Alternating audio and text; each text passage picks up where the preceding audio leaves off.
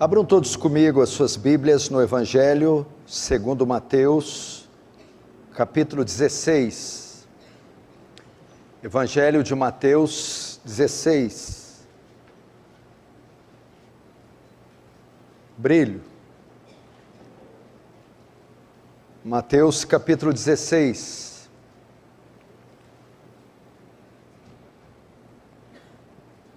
Vamos ver o que diz a palavra do Senhor aqui.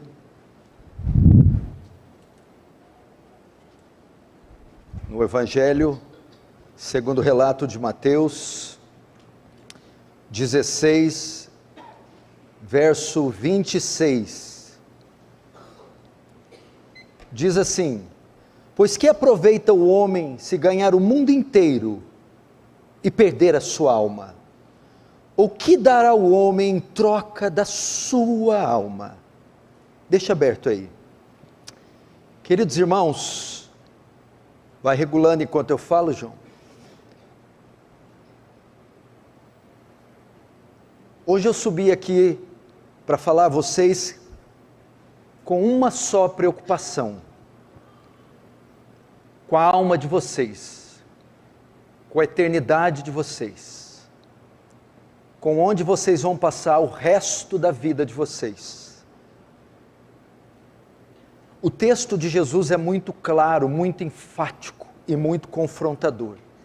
Ele está falando com os seus discípulos, está falando sobre negar a si mesmo, tomar a cruz, segui-lo, negar suas vontades, negar seus direitos, negar seus desejos, negar seus prazeres, pois é nisso que consiste a vida cristã, a fé cristã. Ele diz que quem ganhar a sua vida, perderá, e quem por amor dele perder a sua vida, acha-la.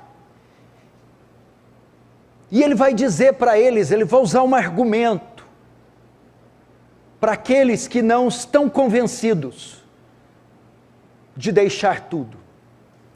Ele vai dizer: mas que adianta o homem ganhar o mundo inteiro e perder a sua alma?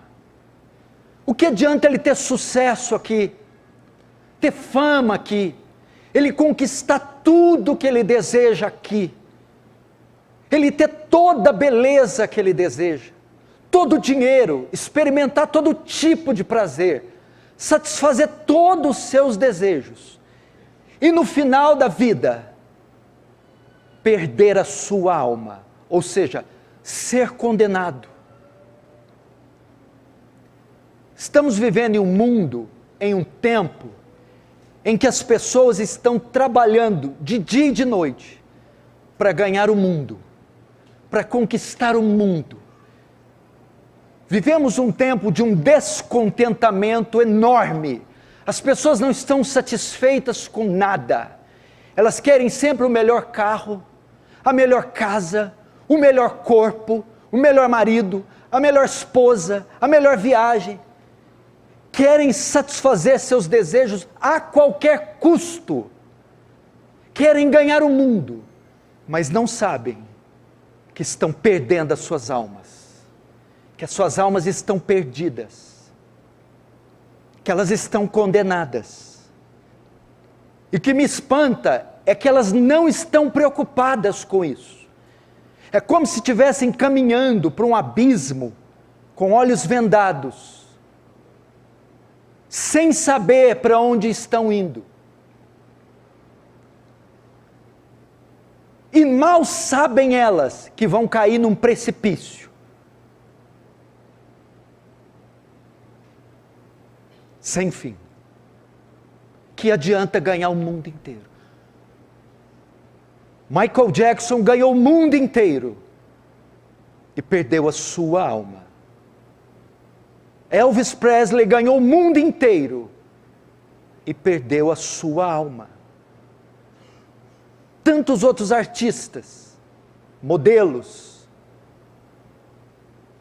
ganharam o mundo inteiro, mas perderam as suas almas. O que vai ser de você essa noite? Jesus contou uma parábola e disse: louco, Amanhã pedirão a tua alma. O que tens preparado?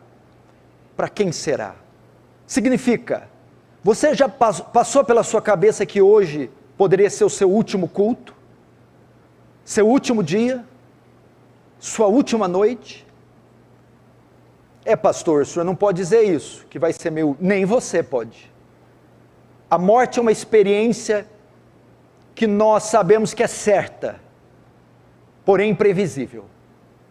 E se hoje for o seu último culto, a sua última noite, o seu último dia, como estará a sua alma? Em Amós está escrito: prepara-te, ó Israel, para encontrar com o teu Senhor. Você está preparado para encontrar com o teu Senhor? Você está preparado para se colocar de pé diante daquele tribunal e dar conta das suas obras? O que será de você se Ele te chamar essa noite? Você deveria estar preocupado com isso. Você tem uma vida só.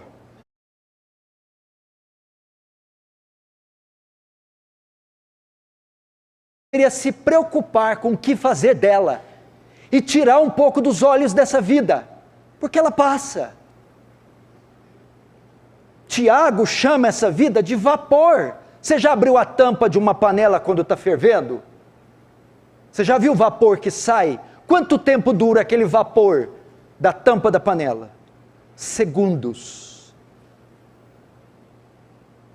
Moisés, no Salmo 90, diz que a vida é um conto ligeiro, é um breve pensamento, é como um capim que o sol seca e o vento sopra. Se a sua vida é tão breve, você não deveria preocupar com a parte dela que é eterna, com a parte imaterial e não só com a material, a física?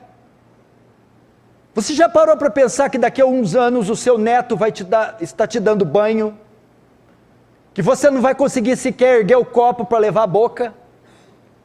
Que daqui a uns dias vão estar velando você e passou e seu nome vai ficar no esquecimento? E o que vai contar de verdade é a parte sua imaterial, que não morre, sua alma. Não. As pessoas não estão preocupadas, mesmo dentro da igreja. Eu sou de uma época que todo crente desejava a volta de Jesus. Falava-se em arrebatamento em todas as igrejas. As conversas dos crentes eram: Jesus vai voltar, Jesus vai arrebatar a sua igreja, Jesus vai nos buscar.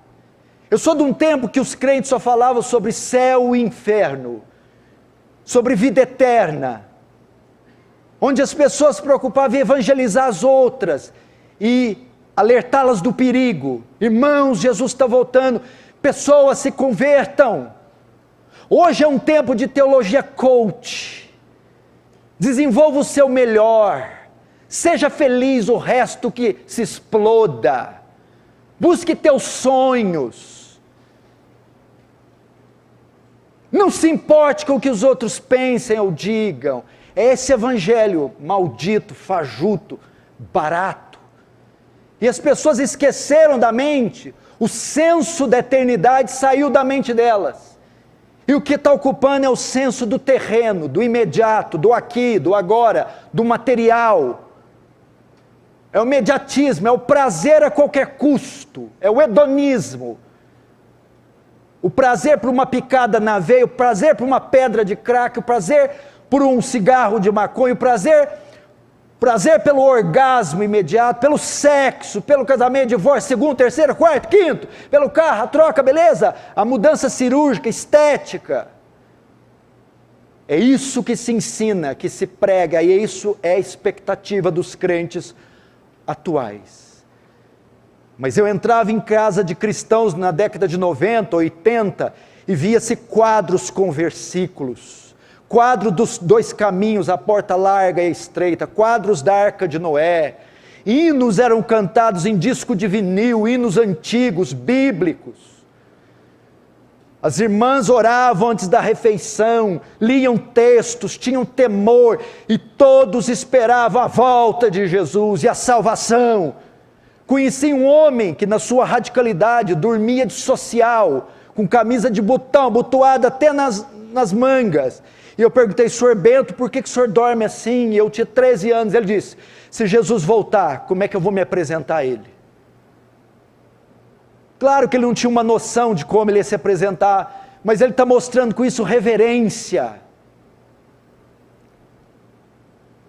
Hoje, você está preocupado com isso? Com o que Jesus disse? O que aproveita o homem ganhar o mundo inteiro e perder a sua alma? Ou ele é pior, ele diz, o que dará o homem em troca da sua alma? Você esqueceu dos sinais? Você não está vendo a mudança desse mundo? Eu estou convencido que Jesus está voltando. Eu estou convencido que o mundo está passando por mudanças que não voltarão mais, e que isso são sinais das profecias. Jesus está voltando mais rápido do que você imagina. Essa presente era vai terminar. Os sinais estão todos aí, você está assistindo eles, e eles estão acontecendo com uma velocidade espantosa, na natureza, na política, na religião, na economia. Todos os sinais previstos em Daniel, em Isaías, em Mateus, em Tessalonicenses, em Apocalipse. E o que tem a ver Jesus voltar? A volta de Jesus é a redenção das coisas, juízo para os ímpios, redenção dos justos, a consumação dos séculos. O que vai adiantar todo esse tempo gasto nisso que você está gastando, quando Jesus voltar? O que vai adiantar o seu coração estar aplicado onde está aplicado dessa forma, se Jesus está às vésperas? Seria tolice, não seria tolice, alguém gastar o seu dinheiro comprando um Cadillac, sabendo que daqui 20 horas viria um dilúvio varrendo a terra.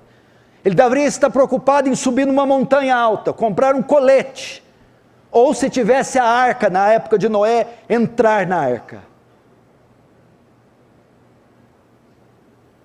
Pois os irmãos estão assim, os primeiros pingos do dilúvio começam a cair, e eles estão na praia jogando frescobol, mal sabem que uma onda de 200 pés está vindo, e vai devastar todos que estão na praia. Quando fizeram o anúncio da pandemia do coronavírus, o que as pessoas fizeram? Se trancaram em casa, compraram álcool gel, compraram máscaras, se protegeram, porque sabia que uma epidemia, uma pandemia estava alastrando o mundo inteiro e devastando todo mundo. Se alguém fosse pego, ou se alguém desprotegido fosse se aglomerar, chamariam-lhe de louco, não é isso? A mesma coisa, o Senhor está anunciando a nós, o céu já está trovejando a sua ira, Ele está anunciando o seu retorno, a igreja devia estar se preparando para isso.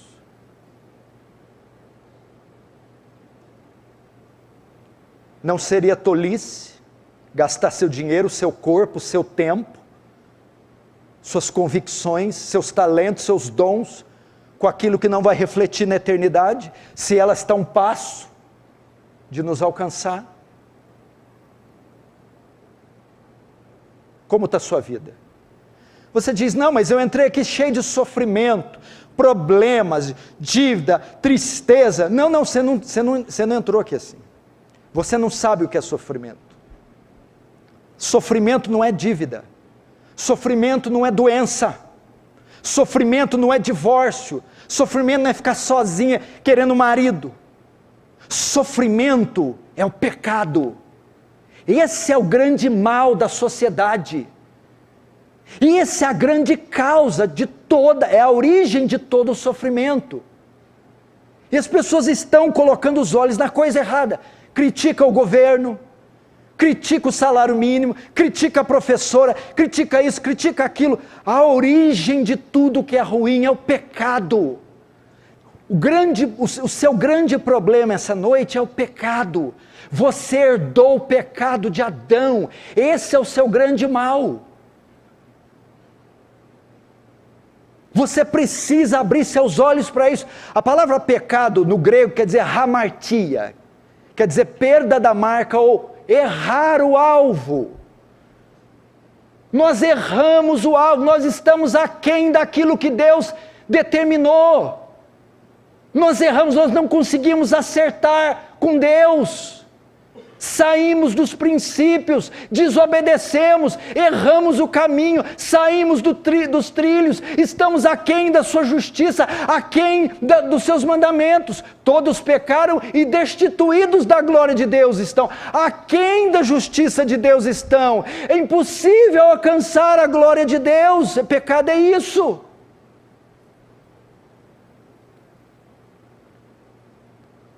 Nós erramos o caminho, erramos o alvo, falhamos em cumprir sua lei, em obedecê-lo, em andar debaixo do seu elevado padrão. E quais as consequências do pecado? Romanos 6, 23, porque o salário do pecado é a morte, haverá punição severa para o pecador. Hebreus 2 diz que toda transgressão recebeu justo castigo. A Bíblia diz em Êxodo 34 que ele não tem o inocente, o culpado por inocente. Que do céu manifesta sua ira contra a impiedade dos homens. E esse é o nosso problema, é o pecado. Ele nos afastou de Deus. E por que o pecado é tão grave? Por causa da sua santidade. Deus não é como nós, Salmo 50. Deus é santo. Santidade fala de duas coisas. Primeiro, da impecabilidade de Deus. Não há mancha em Deus, não há erro em Deus. Deus é puro, intensamente puro, livre de mancha, mácula, iniquidade ou pecado. Deus não pode pecar, Ele é puro. Abacuque 1,13 diz: tu é tão puro de olhos que não pode contemplar o mal, não pode, ele tem aversão ao impuro, aversão ao mal. E segundo, santidade fala da sua perfeição moral. Não há erro em Deus, equívoco em Deus, falha em Deus. Ele é perfeito em tudo que é e tudo que faz, e é intensamente puro. E uma terceira coisa, a santidade, ele é distinto na categoria dele, só existe ele. Portanto, o pecado é grave, que o pecado é uma ofensa a esse Deus puro, impecável, justo, perfeito. Quantos pecados bastaram para ele banir Adão e Eva do Éden? 5, 10, 15, 1000? 1. Porque ele não pode contemplar o mal. Por isso que o pecado é um horror. Porque Deus é imensamente puro, impecável. E por que o pecado é um horror? Por causa do segundo atributo, da sua justiça. O que é a justiça de Deus? É retribuir cada um segundo o que é digno. A justiça de Deus não pode ficar neutra quanto ao pecado. É uma justiça retributiva. Ele tem que retribuir o pecado como? Punindo ele. Fala da excelência moral de Deus. Ele é justo. Ele não pode fazer vista grossa ao pecado. Não pode ser neutro ao pecado, parcial ao pecado. Ele tem que punir o pecado. A justiça dele demanda que ele puna o pecado.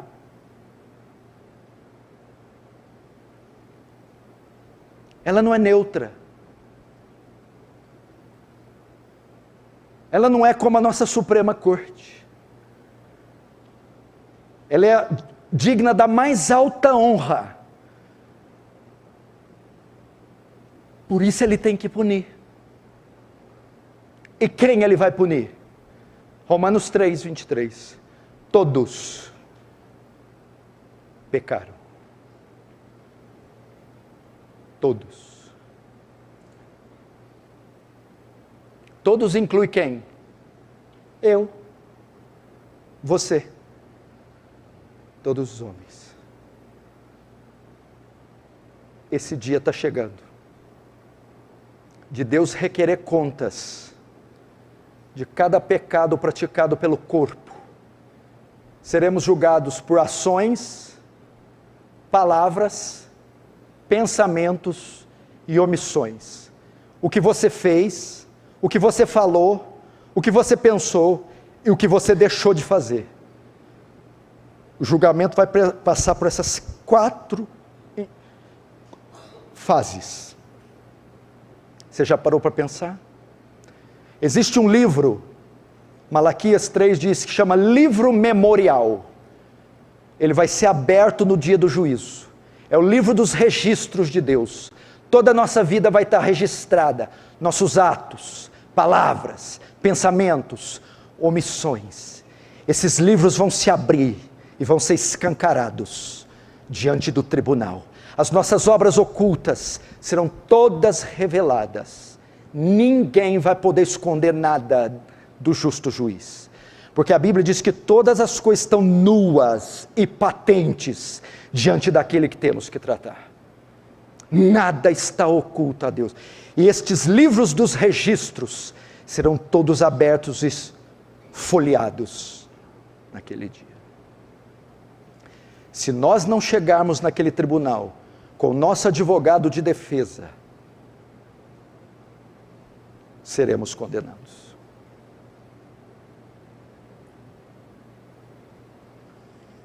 Que adianta ganhar o mundo inteiro, andar em Rolls Royce, Cadillacs, BMWs conversíveis, Lamborghinis, Porsches, ser os playboys, ganhar o mundo inteiro como David Beckham, como esse... E a sua alma está falida, pútrida, podre, carcomida, caiada. O que adianta?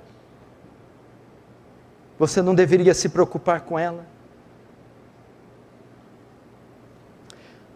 Paulo em 2 Coríntios 13, 5 diz assim: examine-se para saber se você está na fé. O que esse texto quer dizer? Faça uma avaliação para saber se você é salvo. Faz um exame, é uma ordem, e é uma ordem para a igreja. Examine-se a si mesmo para saber se está na fé. Examine a sua conversão, avalia ela. Avalie a sua salvação. Avalie se você morrer hoje, você entra na vida ou entra na morte. Veja seus atos, olha para o seu coração, ele tem amargura, ele tem ídolo, ele tem crítica, ele tem ranço, ele tem rancor, ou é um coração maleável, quebrantado, perdoador, puro. Olha para o teu coração, tem um espaço aí que só Cristo ocupa. Veja a sua postura, se ela condiz com o que a Escritura ordena que um cristão ande. Você fala como a Bíblia manda um cristão falar, age como a Bíblia manda um cristão agir, usa seu dinheiro como a Bíblia manda usar. Você tem vínculo com a igreja como a Bíblia manda ter, sua mente é pura como a Bíblia manda ela ser. Avalia.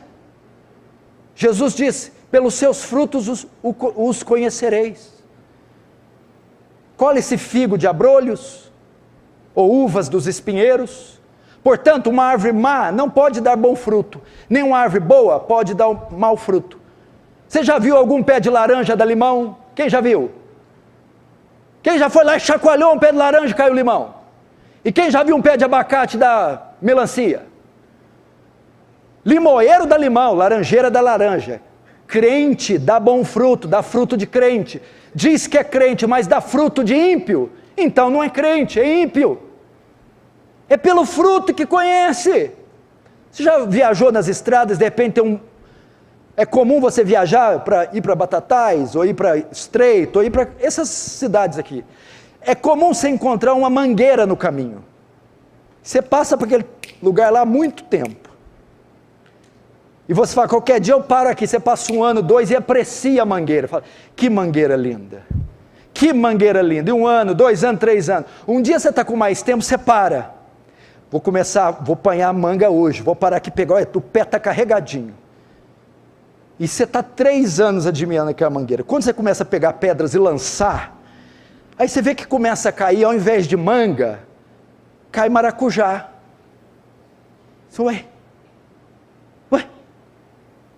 isso aqui não é uma mangueira, isso aqui é um pé de maracujá.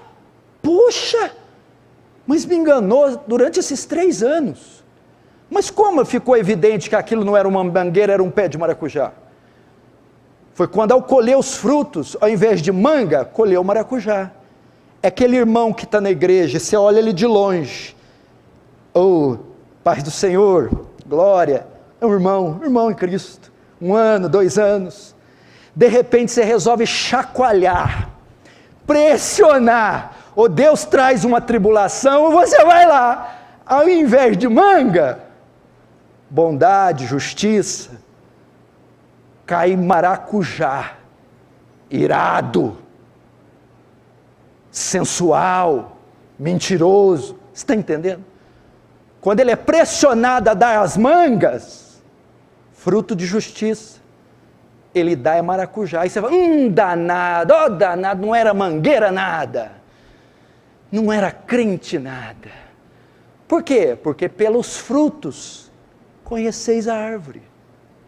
É o fruto que dá, é lá com a esposa na porta fechada do quarto, é lá no computador de noite, quando todo mundo está dormindo, é lá com o din-din, a hora que está assinando coisa, é ali é o fruto. É a hora que está passando uma mulher na rua, seminua, é quando olha para o coração, o que guarda aqui dentro, é pelo fruto, não é o quanto congrega.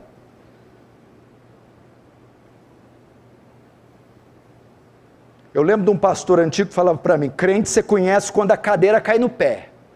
Sabe quando a cadeira de madeira rústica cai no dedão? Tum! Ali você vai saber se ele é crente ou não. É o que eu estou dizendo.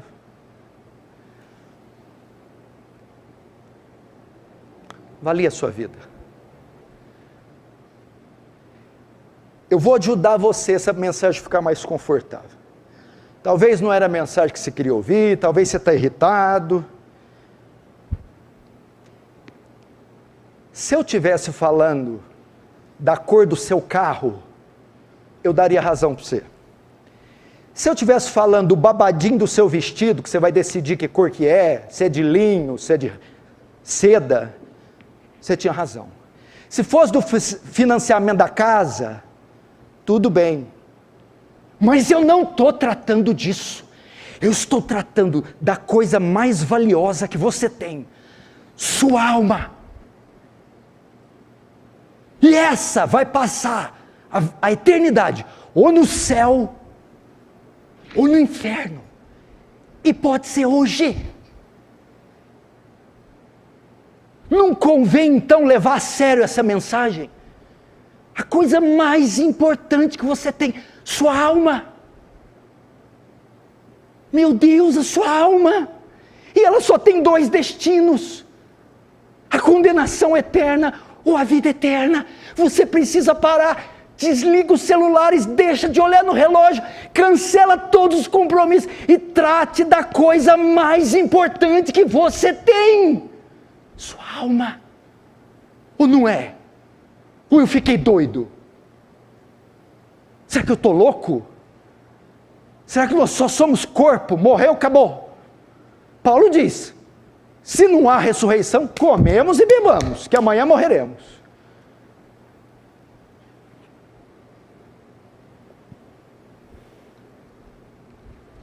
Você não vai sair daqui hoje sem a sua salvação. Eu sei que tem gente sentada aqui que não é salva. É claro que não é. E talvez você que não é, saiba que não é. Vai ficar relutando até quando? Será que Deus não marcou este culto hoje? Inusitado, imprevisto, imprevisível, para tratar da sua alma, da sua, não para te condenar, mas para te salvar. Como se dá a salvação? Abre comigo lá em João 3, João capítulo 3.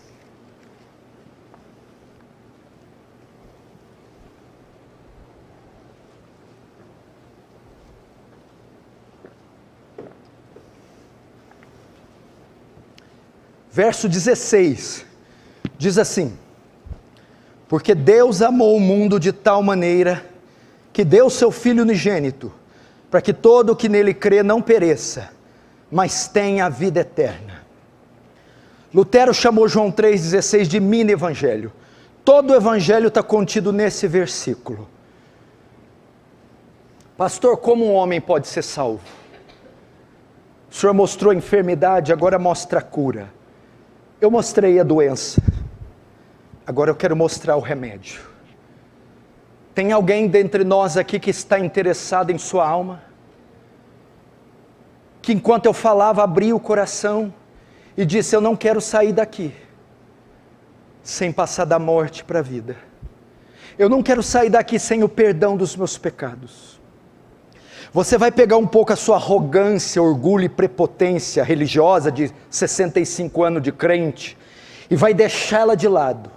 E como uma criança vai se humilhar aos pés do Salvador, dizendo: eu preciso da cura, não das minhas doenças, mas dos meus pecados. Eu preciso da vida eterna. O texto começa falando do autor da salvação. Quem é o autor da salvação?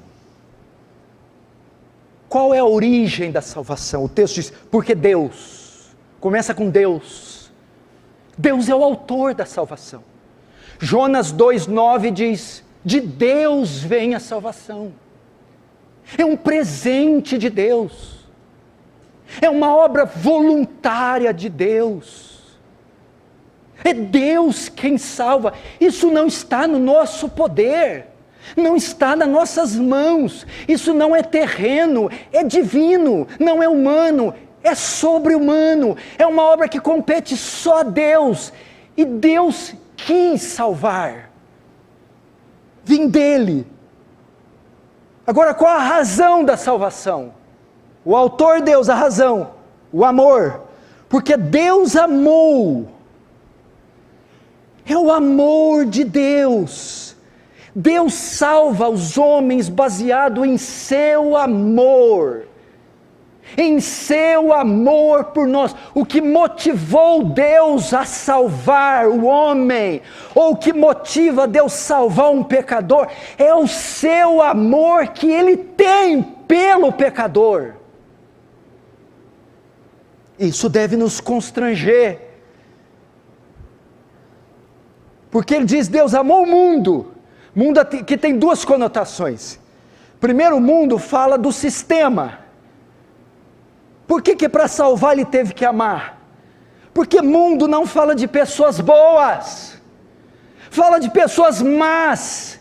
Ele não salvou anjinhos, Ele salvou víboras, facínoras, homens maus como eu e você. Paulo diz que pode até ser que alguém morra por alguém bom, mas Jesus morreu por maus. Ele amou gente má, Ele amou pessoas ruins, Ele amou pecadores, e a base da salvação é o seu amor. Terceiro, qual a extensão dessa salvação, ou desse amor? Amou o mundo. Mundo aqui fala de pessoas de todas as épocas, pessoas de todas as raças, pessoas de todas as idades. Deus amou gente na África, amou gente na Índia, amou gente no Brasil, amou crianças, amou velhos, negros, brancos, ricos e pobres. A salvação alcança todos os continentes, todas as eras, todos os povos e pessoas de todos os estratos sociais. Agora veja a intensidade desse amor, porque Deus amou o mundo de tal maneira. Irmãos, a salvação não é baseada em qualquer amor, é um amor assim que transcende a nossa compreensão. Quando ele fala Deus amou o mundo de tal maneira, a ideia é que ele amou incondicionalmente. Ele não amou pessoas boas, ele não amou com base nas condições que reuníamos, ele amou com base, meu irmão, nos pecados que reuníamos. É incondicional. E eu estou dizendo isso para você, pecador, se render ao amor de Deus. É um amor que não levou em vista a sua maldade. É um amor, meu irmão, que não levou em conta a sua injustiça.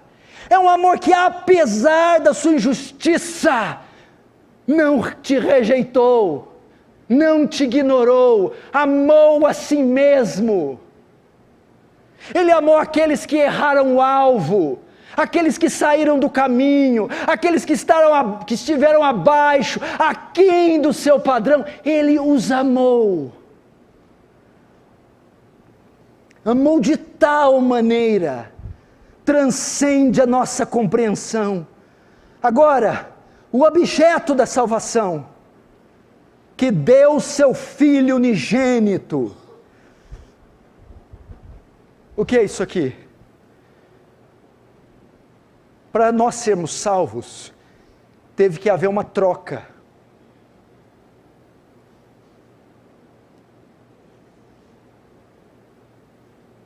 Teve que haver um pagamento. Ela é pela graça, mas não foi de graça. E tem um ponto que a salvação pode ser dita que ela é por obra, sim. Pelas obras de Cristo. Para nós sermos salvos, outro tinha que assumir o nosso lugar, nossos pecados, nossa culpa e pagar por eles. Isso aqui aponta para o que? A salvação não é meritória, ela não vem por obra, senão não haveria necessidade de Cristo morrer. Pela graça sois salvos, por meio da fé. Isso não vem de vós, é dom de Deus, não vem de obras, para que ninguém se glorie. O objeto da salvação é o Cordeiro de Deus. A lei de Moisés diz que para cobrir o pecado, um animal tem que ser sacrificado, para que o sangue do animal expie, cubra, perdoe os pecados. Vem Cristo, não um cordeiro, mas o Cordeiro, e derrama seu sangue para o nosso pecado ser expiado. Ele teve que dar uma oferta pelo nosso pecado, para cobrir nosso pecado. E qual oferta foi? O seu Filho se fazendo homem, se fazendo maldição, se fazendo pecado. E aqui entra também de tal maneira. Você quer medir o amor de Deus? O tamanho dele? Vamos dar um exemplo aí. Você não vai levantar a mão. Vamos supor que você ama alguém. As mulheres casadas, os maridos. Os homens casados, as mulheres. Os meninos, os pais. Você ama muito esse pai? Amo. Você ama muito esse marido? Amo. Você ama muito essa mãe? Amo. Vamos supor que você fica grávida. E você dá à luz um menininho, ou uma menininha bonitinha. Tanto você que é velho, novo. Você ama tanto esse pai, esse marido, que para ajudar ele, você pega esse bebê de 3 meses e sacrifica ele. Capite? Você tem ideia teria que ser muito amor, para você pegar esse filho, seu, inocente, puro, de 3, 5 meses, 2 anos, e a única maneira de você salvar esse pai, esse marido, essa mulher, é entregando a vida desse bebê. E você ama tanto esse homem, essa mulher, esse filho, que você entrega. Deu para entender? Foi isso que Deus fez. Pegou o seu filho único. O amor foi tamanho por esses pecadores, que Ele ofertou o seu filho, deu ele para ser sacrificado. Tem ideia? É pouco amor isso? É pouco amor? E detalhe, você daria esse bebê para um homem que te ama, teu marido, teu filho, tua mulher. Deus deu seu filho, não foi para alguém que o amava, foi para alguém que o odiava. Eu e você. Não foi para amigos, foi para inimigos. Tornando o amor maior ainda. Foi nessa proporção que Ele amou. Agora a condição da salvação. Para que todo aquele que nele crê. Deus amou o mundo de tal maneira que deu seu Filho unigênito. A origem da salvação, Deus. A causa da salvação, o amor. A extensão da salvação, o mundo. O objeto da salvação, o Filho. A intensidade da salvação, de tal maneira. A condição, todo aquele que nele crê. A fé é o braço que recebe o presente de Deus, salvação. A fé é a ferramenta que se apropria da obra gratuita. Pela graça sois salvos. Salvação pela graça. Por meio da fé. A fé é o braço que estende a Deus e diz: me dê a salvação. Me dê. Qual é a condição? Você tem que crer, meu irmão. Você precisa crer, meu irmão. Você que está hoje aqui é chamado a crer, meu irmão. Você que está morto em pecados, você que está desviado, você que está fazendo tudo errado às escondidas, Deus está te chamando para crer. Creia, meu irmão. Há uma diferença que talvez você nunca aprendeu o que é fé salvadora. Existem 2 fés na Bíblia. A fé não é a mesma. A fé que você conhece é essa fé aí do R.R. Soares. A fé para curar caroço, a fé para ter casa. Não é essa fé. Ah, eu creio, vai dar certo. Não é essa esperança positiva. A fé aqui tem a conotação de confiança. Eu deposito a confiança da minha salvação naquele que é maior que eu, naquele que é mais justo do que eu, naquele que é bom, mais bom do que eu. Eu deposito minha confiança nos méritos dele. Essa é a fé salvadora. Eu confio que ele é o Filho de Deus, que ele levou meus pecados na cruz, que ele pagou por eles, e neste sacrifício eu descanso, eu apoio a minha fé, minha segurança. Creia. E o resultado?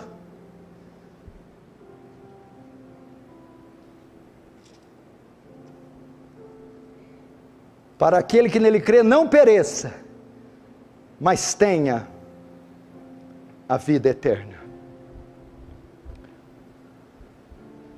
Misericórdia e graça. Para aquele que crê, não pereça, não receba o que merece, o castigo, misericórdia, e receba o que não merece, a vida eterna, graça. Graça e misericórdia disponíveis para aquele que crê. É assim que um homem entra na vida. Há alguém aqui nessa condição hoje? Pense novamente, se for hoje o seu último dia, como está a sua vida? Você é uma ovelha ou você é um bode? Joio ou trigo? Virgem nécia ou virgem prudente? Eu não estou dizendo quantos anos você já batizou, quais igrejas você passou, não é nada disso. Você é uma nova criatura, você nasceu de novo, foi regenerado, o Espírito Santo habita em você. Você pratica obras de justiça, tem amor pela verdade, ódio pelo pecado, ódio pelo mundo, vive uma vida pura. Se você entrou aqui sem essas características, você não precisa sair sem elas. Deus pode te conceder isso hoje. Como você deve chegar até Ele? A prostituta chegou diante dele e confessou seus pecados aos seus pés, se arrependeu e creu. O tempo está cumprido, o reino está próximo, arrependei-vos e credes. Vá diante dele e confesse seus pecados. Eu não sou bom como deveria ser, justo como deveria ser, eu falhei em te obedecer e te servir, eu olhei para a lei moral, os 10 mandamentos e quebrei todos eles, mereço a punição, mas eu me arrependo de ser a mulher que eu fui todos esses anos, o homem que eu fui todos esses anos, eu me arrependo. Veja só, arrependimento bíblico não é arrepender de um ato, é de um estado. Não é arrepender do que você fez, é arrepender de quem você é. Não é de um ato isolado, arrependo do que eu fiz ontem, não, arrependo do homem que eu fui todos esses anos. Não é arrepender do que você faz, é arrepender do que você é. Entendeu? Você disse, eu me arrependo de ter feito aquilo que a minha mulher ontem. Não, eu me arrependo de ser o marido que eu sempre fui, o homem que eu sempre fui. Eu me arrependo do meu estado. Essa é a ideia. Se arrepende. Se arrepende. E segundo, fé. Debruce-se naquela cruz, aos pés dela, e diz, eu creio que o Senhor fez o que eu não poderia fazer. Se você fizer isso, e o Espírito Santo te conduzir, hoje, não é amanhã, hoje você é salvo, agora, aqui neste culto, você passa da morte para a vida. O Espírito Santo regenera você, chama você. Fecha os olhos, curva a sua cabeça. Você vai falar com Deus agora.